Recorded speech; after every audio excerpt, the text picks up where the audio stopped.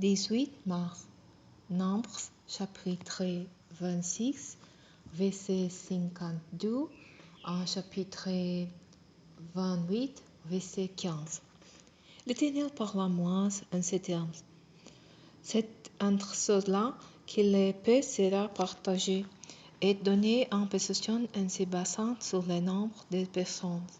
Aux tribus plus nombreuses, tu donneras un patrimoine plus grand, et aux moins nombreuses, un plus petit. À chacun sera donné un territoire proportionné à son effectif. Toutefois, c'est par tirage en sorte que se fera le partage du pays. Chaque tribu recevra sa part d'après le nombre de ses ressortissants. C'est la sorte qui décidera du territoire attribué aux plus nombreux et à ceux qui les sont moins. Voici les effectifs des Lévites recensés par familles. Des Gershon est issu la famille des Gershonites, des Kehat, celle des Kehathites, des Merari, celle des Merarites. Voici les familles issues de Lévi, celle des Libnites, des Hébronites, des Ismaélites, des Mosites et des Koraïtes. Kehat eut pour fils Aaron, qui épousa Jochebed, fille de Lévi, né en Égypte. Ils auront pour enfants Aaron, Moïse et leur sœur Myriam. Aaron eut pour fils Nadab, Abihu, Éléazar et Ithamar. Nadab et Abihu mourront pour avoir présenté devant l'Éternel un feu profane. L'effectif des Lévites des sexes masculins âgés d'un mois et plus était de 23 000. Les Lévites ne feront pas compris dans le recensement des Israélites, car ils ne devaient pas recevoir de patrimoine comme ceux-ci. Tel fut le résultat du recensement des Israélites, effectué par Moïse et le prêtre Éléazar dans les plaines de Moab au bord du Jourdain, en face de Jéricho. Parmi eux, il ne restait plus personne de ceux que Moïse et Aaron avaient recensés dans le désert du Sinaï, car l'Éternel leur avait déclaré qu'ils mourraient dans le désert. Il ne subsistait donc qu'aucun d'entre eux, excepté Caleb, fils de Jephné, et Josué, fils de Nun. Tselophad, un descendant de Joseph par Manassé, Makir, Gilead et Epher, avait 5 fils, Mala, Noan, Ogla, Milka et Tirsa. Ils virent, se présentèrent devant Moïse, devant le prêtre Éléazar, devant les princes et toute la communauté à l'entrée de la tente de la rencontre. Ils déclarèrent, notre père est mort dans le désert, mais il ne faisait pas partie du groupe des partisans de Corée qui se sont ligués contre l'Éternel. Il est décédé pour ses propres fautes sans laisser des fils. Faut-il que le nom de notre père disparaisse de sa famille parce qu'il n'a pas placé de fils? Donnez-nous aussi une propriété comme aux frères de notre père. Moïse porta leur affaire devant l'Éternel. L'Éternel lui dit, les fils de Tselophad ont raison. Tu leur donneras une propriété, un patrimoine comme aux frères de leur père, et tu leur transmettras le patrimoine foncier de leur père. De plus, tu déclareras aux Israélites, si un homme meurt sans laisser de fils, vous transmettrez son héritage à sa fille. S'il n'a pas de fils, vous donnerez son héritage à ses frères. S'il n'a pas de frères, l'héritage reviendra à ses oncles paternels, ou à défaut, à son plus proche parent dans sa famille. Ce dernier en deviendra le propriétaire. Ce sera pour les Israélites un article de loi conforme aux autres que je te donne. L'Éternel dit à Moïse, revis cette montagne de la chaîne des Abarins et contemple les pays que je vais donner aux Israélites.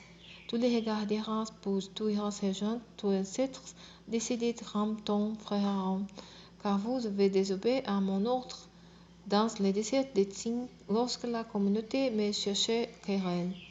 Vous n'avez pas honoré ma sainteté devant le peuple, en faisant jaillir de l'eau. Il s'agit de l'épisode des os de Meriba qui ôtent l'eau à Kadès, dans le désert de Tsin. Moi lui répondis que l'Éternel qui dispose du souffle de vie de toute créature désigne un homme pour chef de la communauté, quelqu'un qui marche à combattre leur tête et qui conduise leurs mouvements militaires afin que la communauté de l'Éternel ne soit pas comme un troupeau sans berger. L'Éternel dit à Moïse, prends avec toi Josué, fils de Nun, un homme en qui réside l'Esprit, et pose ta main sur lui. Tu les placeras devant le prêtre Éléazar et devant toute la communauté, et tu l'investiras de son fonction devant tous. Tu lui transmettras une part de ton autorité afin que toute la communauté des Israélites lui obéisse. Il se tiendra devant le prêtre Éléazar, et celui-ci me consultera pour lui par l'Urim. C'est lépreux, c'est qu'il dira que Josué et toute la communauté des Israélites opérant leurs mouvements militaires. Moïse fit ce que l'Éternel avait ordonné. Il fit venir Josué et les plaça devant le prêtre Éléazar et devant toute la communauté. Il posa ses mains sur lui et l'établit dans sa charge, comme l'Éternel avait ordonné par l'intermédiaire de Moïse. L'Éternel parla à Moïse en disant, ordonne aux Israélites ce qui suit. Ayez soin de m'apporter à un temple fixé l'offrande qui me revient, c'est-à-dire ces aliments qui sont consommés pour moi par le feu et dont l'odeur est pesante. Tu leur diras aussi, voici quel sacrifice consumé par le feu vous offrirez à l'Éternel. Chaque jour, vous immolerez 2 agneaux dans leur première année et sans défaut, à titre d'holocauste perpétuel, l'un le matin, l'autre la nuit tombante. Vous rendrez à chacun une offrande de 3 kg de fleur de farine pétrie avec 12 litres d'huile d'olive vierge. Il s'agit là de l'holocauste perpétuel tel qu'il a été offert sur la montagne de Sinaï. C'est un sacrifice consumé par le feu pour l'Éternel, dont l'odeur reste apaisante. Vous ajouterez également une libation de 12 litres de vin pour les premiers agneaux. C'est dans le lieu saint l'on offrira cette libation de boissons fermentées à l'Éternel. Le second agneau sera offert la nuit tombante avec la même offrande et la même libation que le matin. C'est un sacrifice consumé par le feu dont l'odeur apaise l'Éternel. Les jours du sabbat, on fera 12 agneaux dans leur première année sans défaut, accompagnés d'une offrande de 6 kg de fleur de farine pétrie et l'huile de la libation correspondante. Chaque jour du sabbat, cet holocauste s'ajoutera à l'holocauste perpétuel et à sa libation. Au début de chaque mois, vous offrirez un holocauste à l'Éternel 12 jeunes taureaux, un bélier et 7 agneaux dans leur première année sans défaut.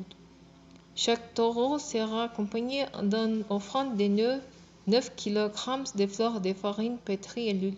Chaque bélier d'une offrande de 6 kg de fleur de farine pétrie et l'huile. Et chaque agneau de 3 kg de fleur de farine pétrie et l'huile. C'est un holocauste l'odeur apaisante, un sacrifice consumé pour l'Éternel. Les libations respectives seront de 4 litres de vin par taureau, de 3 litres par bélier et de 2 litres par agneau. Tel est l'holocauste mensuel offert au début de chaque mois de l'année. On offrira à l'Éternel un sacrifice pour le péché, en plus de l'holocauste perpétuel et de sa libation.